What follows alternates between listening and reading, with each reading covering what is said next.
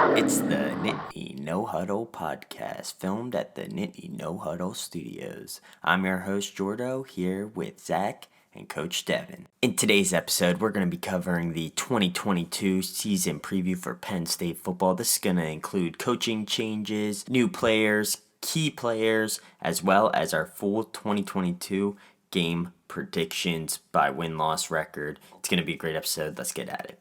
All right, guys, welcome back to the Nittany No Huddle podcast. I know we kind of rode off into the sunset last season, but we're back and we got a solid game plan. Much like Penn State football last year, we started strong and fell off at the end. So that's all I'm going to say about that. Do you guys want to say anything before we get started here? No?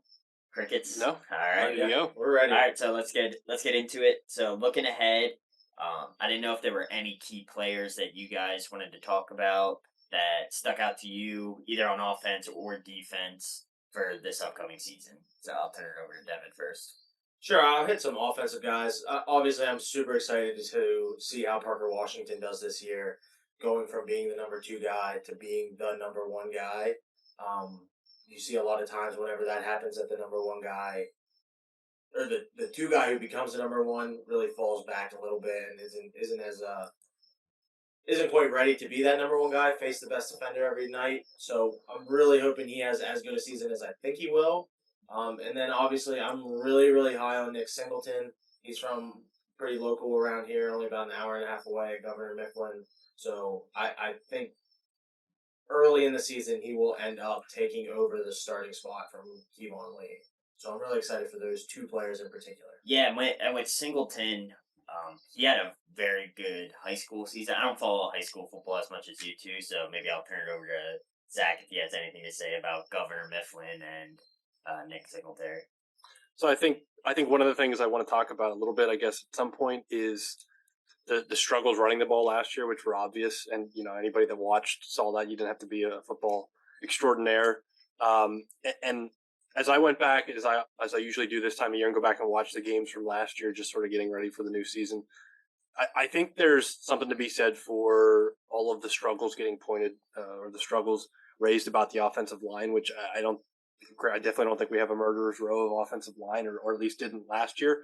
But I think there's something to be said for the idea that the running backs just really, really underperformed, and a complete lack of speed in that running back room, which you saw with, Kevon Lee and Noah Cain were far and away the most experienced ball carriers last year. And of course, Noah Cain's gone, but there's just nobody in that running back room, or at least there wasn't, that was able to break away and turn, a 3 or 4 yard gain into a 12 or 15 yard gain. And I think if you're an offense that is built on speed and big play, which is what James Franklin is all about, you got to have that. I mean, it's just hard in today's day and age to go 3-4 yards every play. And so I'm excited. I think Singleton has a chance to be that guy. I think Kevon Lee, again, to reference what Devin just mentioned, he's definitely going to be the starter. He's going to get a lot of carries. I think there's a clear role for a guy that has the build that he has. I think he's the bruiser. You need a back like that in the Big Ten, but I think everybody's pretty excited to see what Singleton can do.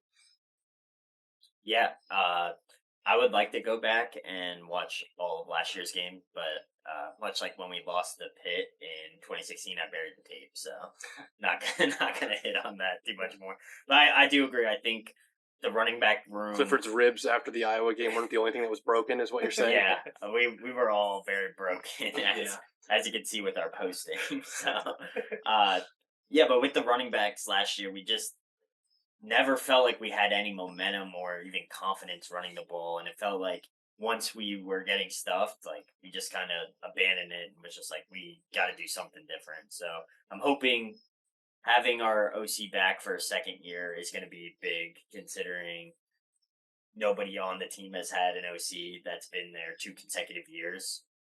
I think that plays a great deal into our running backs and offensive line and just learning the playbook in general. I do think Lee is going to have a much better season, I hope. Really couldn't have much worse, considering we had no running backs get over 100 yards in a single game last year, which is like kind of crazy to think about. And considering we still won 7 games and we're in most of the games we played. So I really hope our offensive line, I don't want to point the blame on them because I don't think it was solely them. I think some of it is scheme and play calling and that sort of thing. If you went back and watched all the tape, clearly there were some other issues other than just getting blown up at the line every play. So we'll see. But Devin, what do you think about our running game? And Yeah, it has to be. It has to be better to just be flat out blunt about it. Obviously, the one thing I will say, and we as a podcast here have talked about before, James Franklin and Mike Yurcik are committed to the running game. It seems like we don't give up on it even when it's not going well, which is I think the first key to becoming better at the running game. Again, like Jordan just said, and Zach is really big on this, so I'm going to let him speak more about it. Is it a scheme thing? Is it the RPO that makes our offensive line look worse than it does because they aren't sure how far down to block? They can't get downfield because then it's past the line of scrimmage, whatever. But the running game has to be better, and I think it will be. I do. I really think it'll be better. Are we going to go out there and is Kevon Lee going to rush for 100 yards every night? No, it's not going to happen.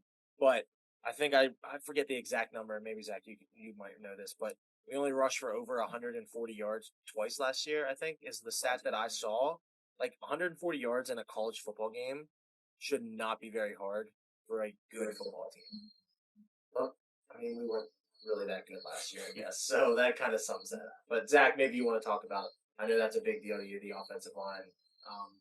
Yeah, I think from what I've been reading too, we've got at least 3, maybe 4 of the positions that are already settled at this point in camp, and that's always good too because I think continuity and having that trust and understanding on the offensive line is big. I think one of the games I'll just point out real quick, looking back to last year, was the very last game of this regular season game anyway. Michigan State, who if you recall, had the dead last pass defense in the country. And we're kind of playing in a blizzard out there. But they basically, if you go back and watch, they were lining up in dime pretty much no matter what formation we were in. They were basically playing 4 down linemen and 1 linebacker. And they basically were doubling the receivers from the outside and just daring us to run. Right. And we had some success, but it was basically we should have been getting pop plays every running play. But just because they were so bad at pass defense, they were doubling Dotson and it's one of those things where, again, when you go back and watch that and you see our inability to take advantage of what the defense is just giving us, and we can't just punish them over on the ground. That was troubling, just something I noticed. But we'll see. It's easy, and James Franklin has done this over the years. And kind of say things along the lines of, "This is the year the offensive line is going to come together, and this is the year we're going to run the ball." And then it doesn't always happen, or frankly, it never happens. So I don't know. It's one of those things where prove it. That's sort of where I think the Penn State fan base is at. Again, we're not looking for the greatest, running game in college football, but it's got to be competent. Because I think one thing this offensive line showed last year in a lot of games was the ability to be pretty good in pass defense, or pass blocking, I should say.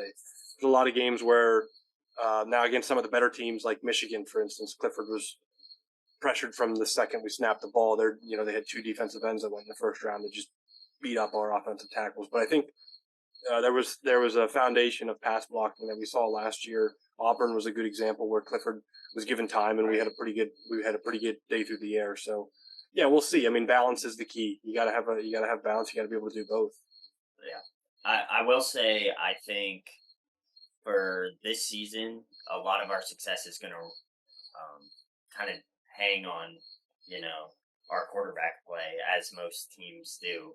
And I really think Clifford, being a 6-year senior, I'm hoping he tidies up those interceptions and overthrows. I think I saw a stat today that he has a 29% uncatchable throw rate or something like that. So, I mean, that's obviously very high. It doesn't account for everything.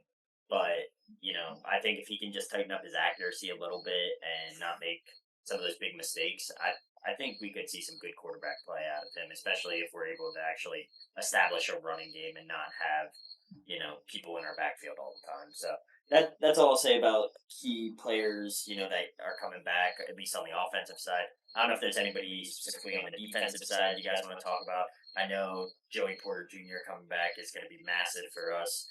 Although we did lose, 5 players out of our defense to the NFL draft, which is kind of crazy to think about as well. So I'll turn it over to Devin here. Yeah, the defense is going to be huge this year. Where do these guys fit in?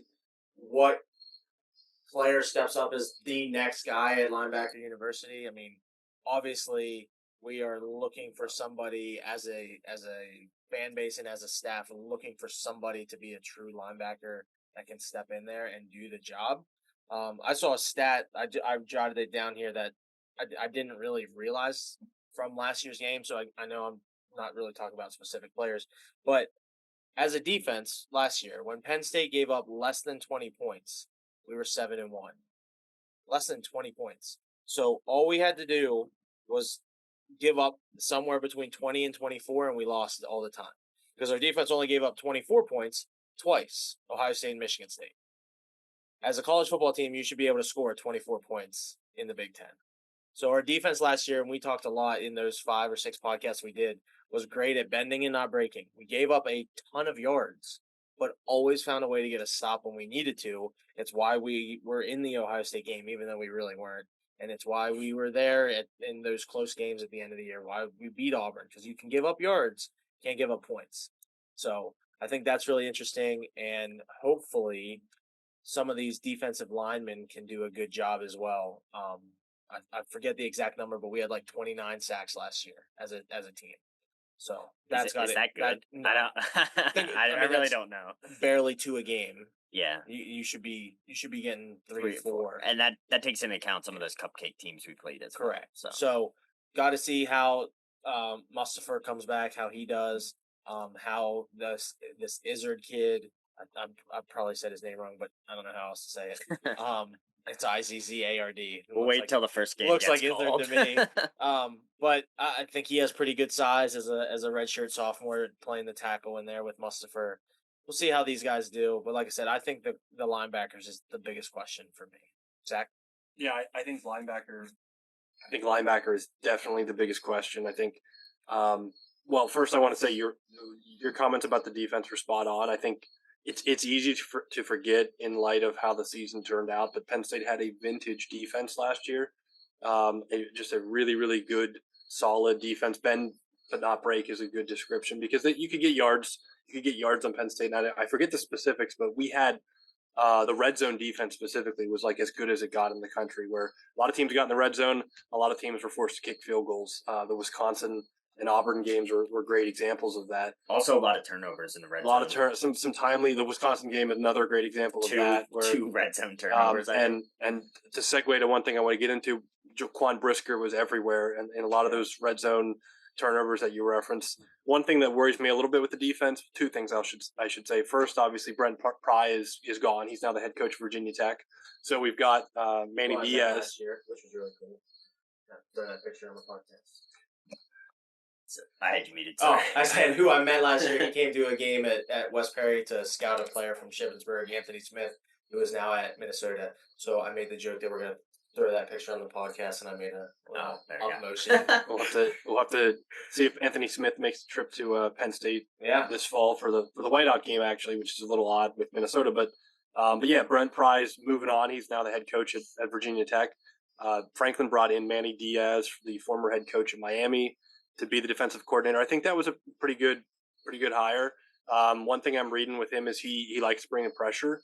So Devin referenced the sacks a little bit ago. Brent Pry was more of your prototypical, Tom Bradley type Penn State defensive coordinator, where we're going to typically sit in that 4-3.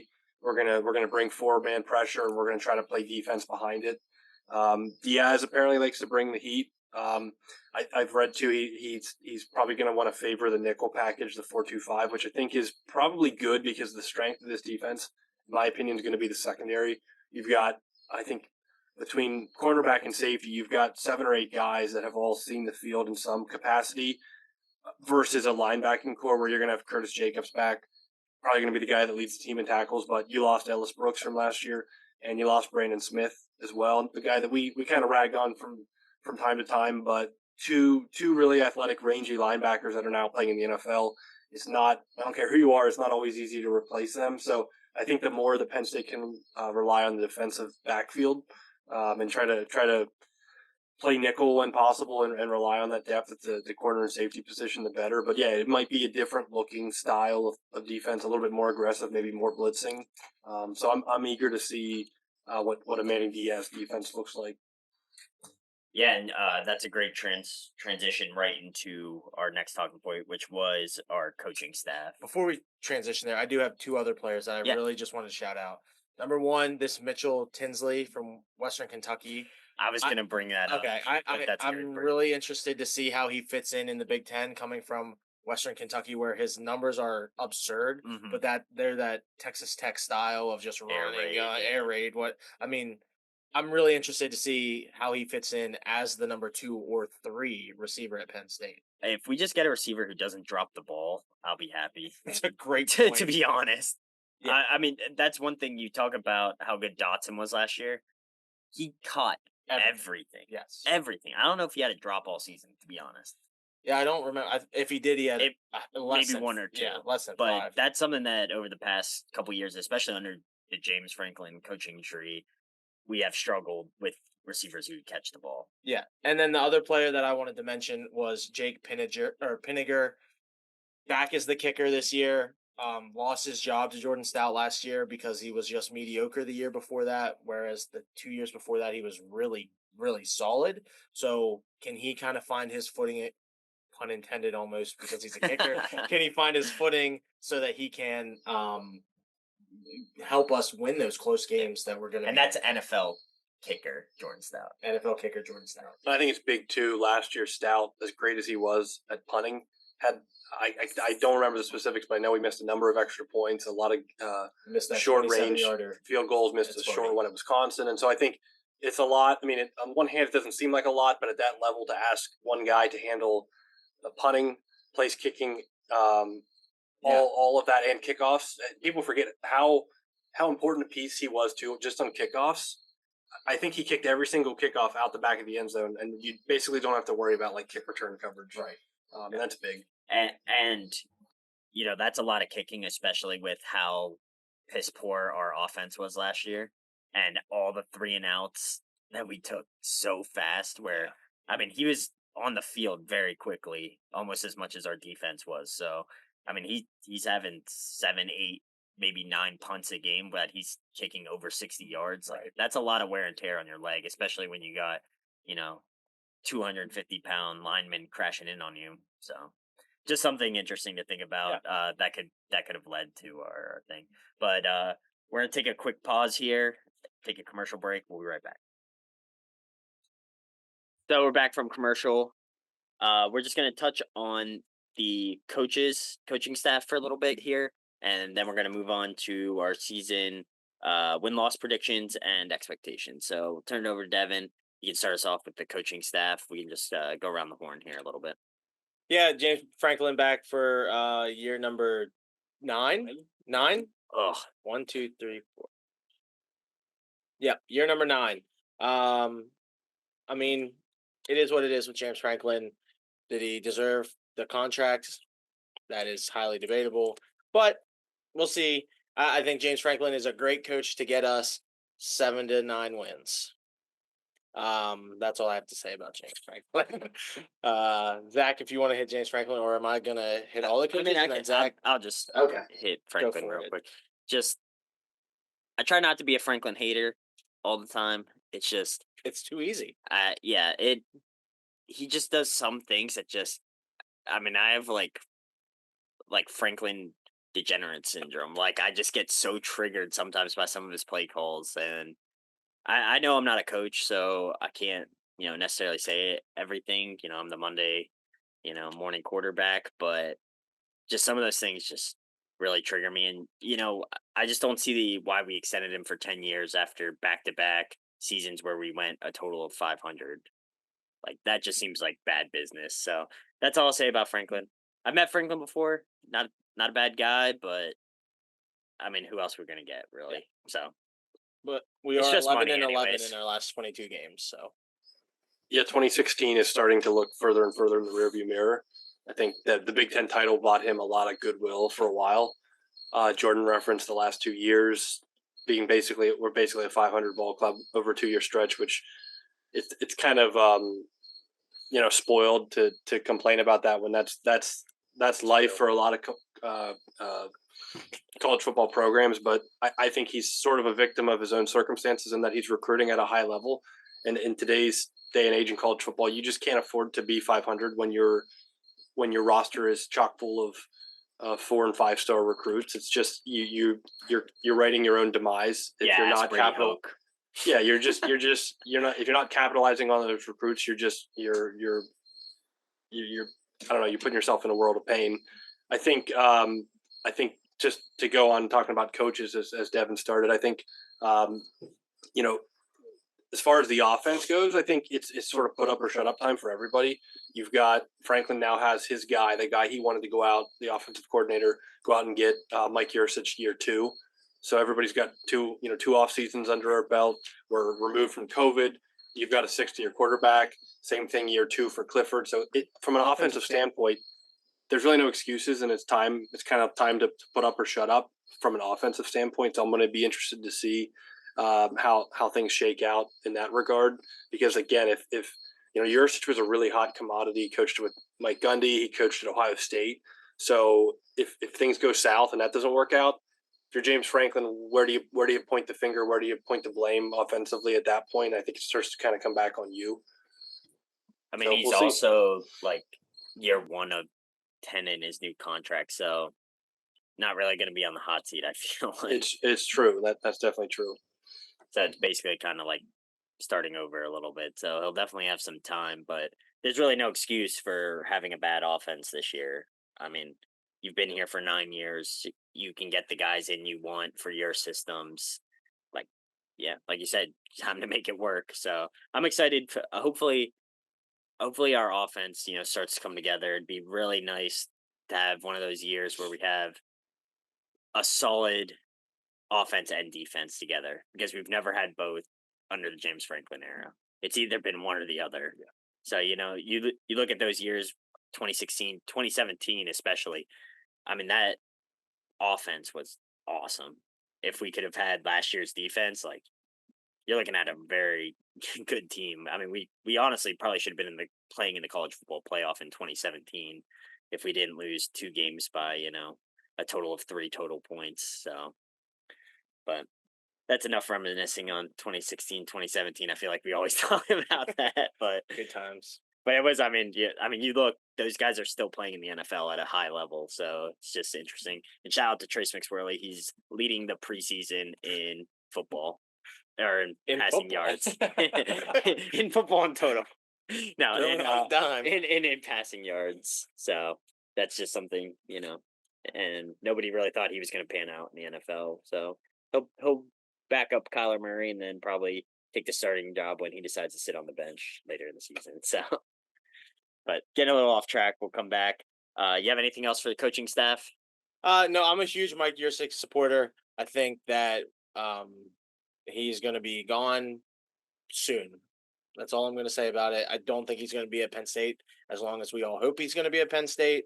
I think that he is either going to put together a great offense, which is going to make him wanted by other people, or their offense is going to be stagnant yet again, and people are going to start looking for someone to blame, and they're not going to blame the guy that got a 10-year, $5 billion contract, right? So obviously, I'm a huge supporter of Yursich. I think he's awesome.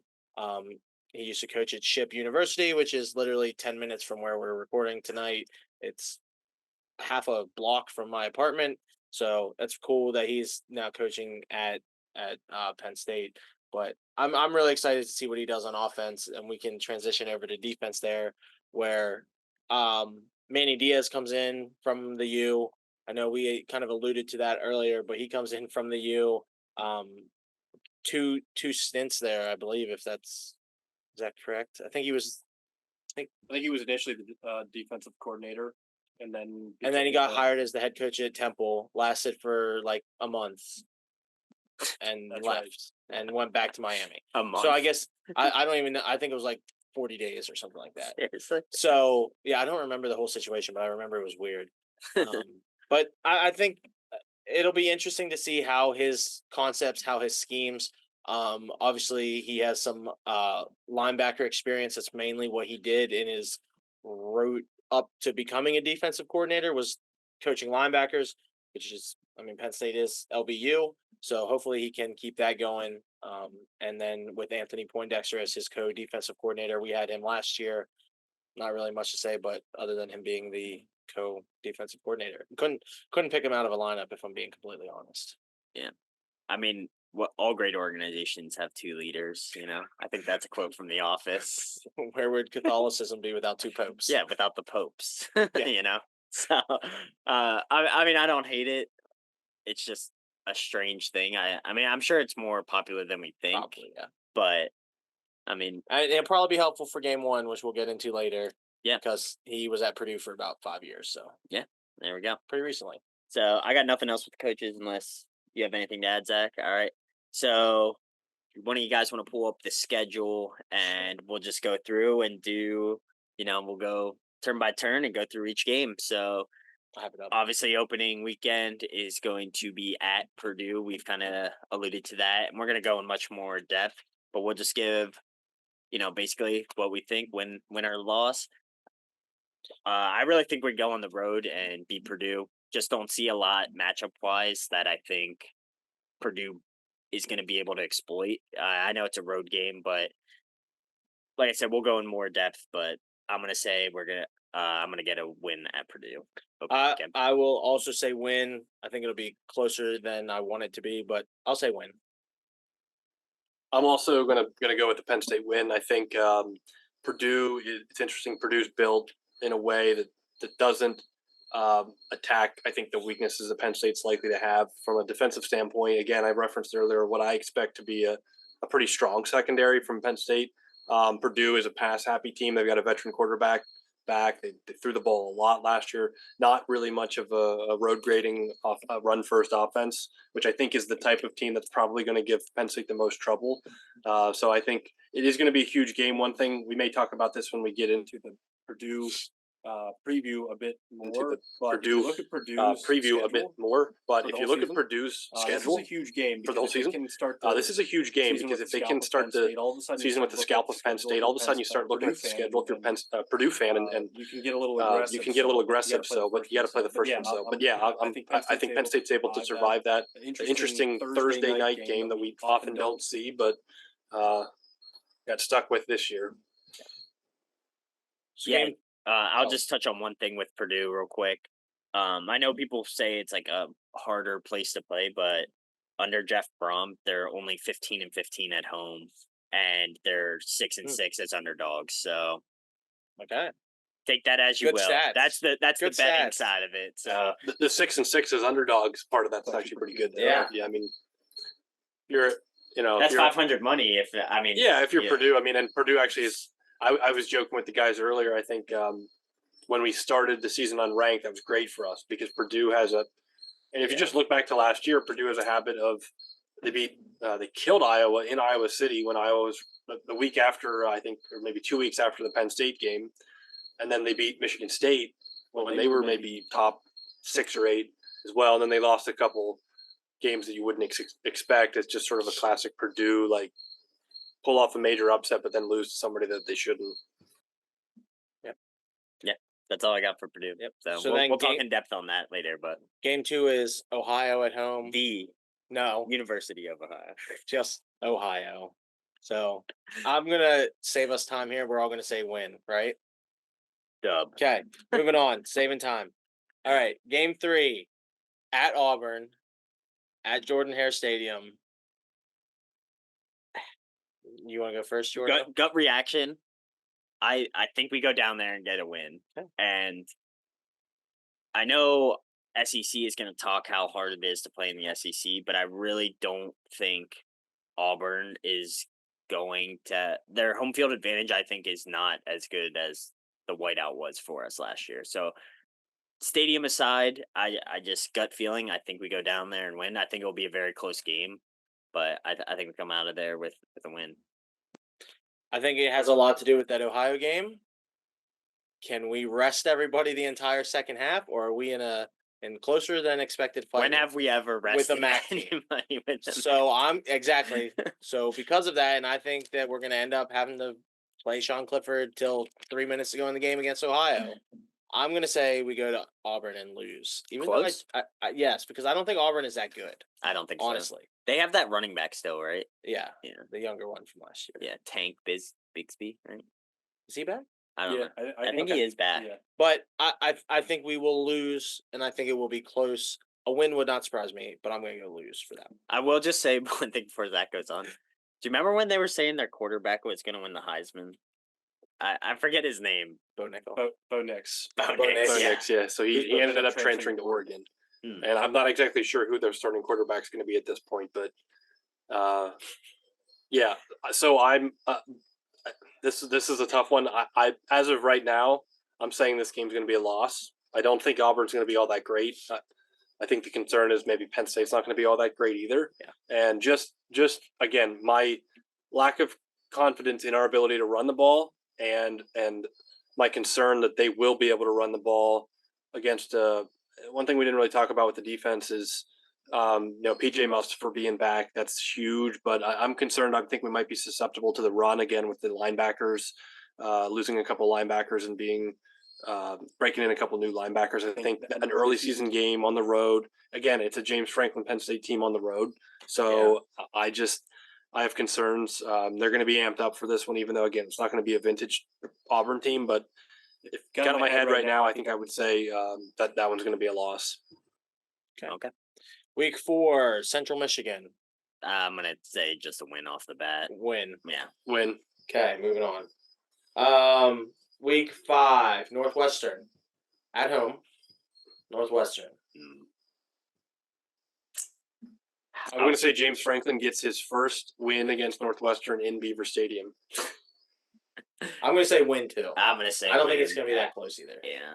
I like Northwestern a lot. I don't see us tripping up on that game this year. And then Penn State has a bye week before heading to Michigan in Ann Arbor. I'm going to say loss. Loss. And I will also say loss. I just don't. Even with a week off. A week off is big. It helps a lot.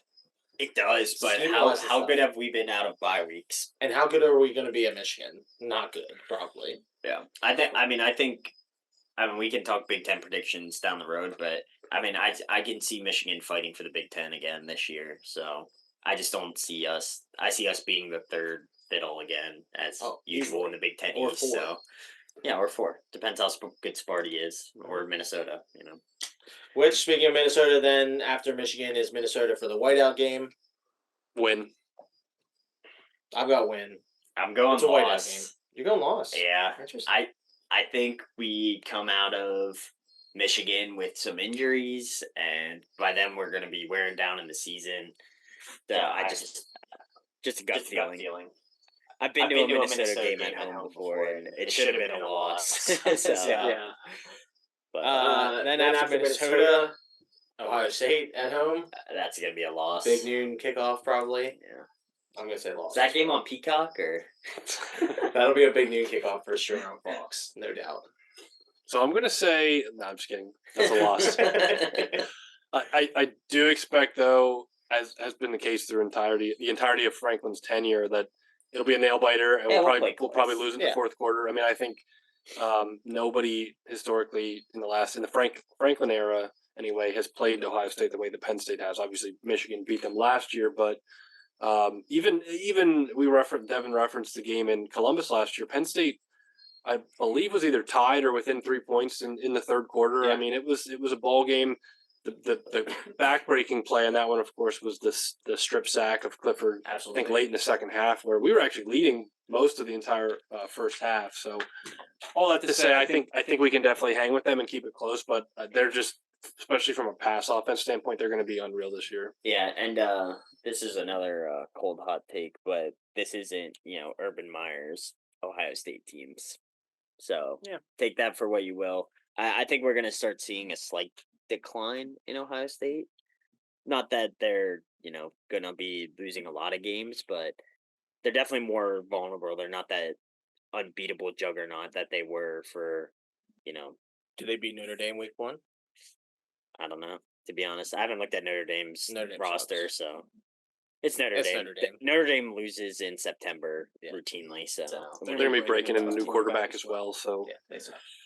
All right. After Ohio State, we are at Indiana. At Indiana. After Ohio State. I'm getting that 1,000-mile PTSD stare. From Going to going conversion.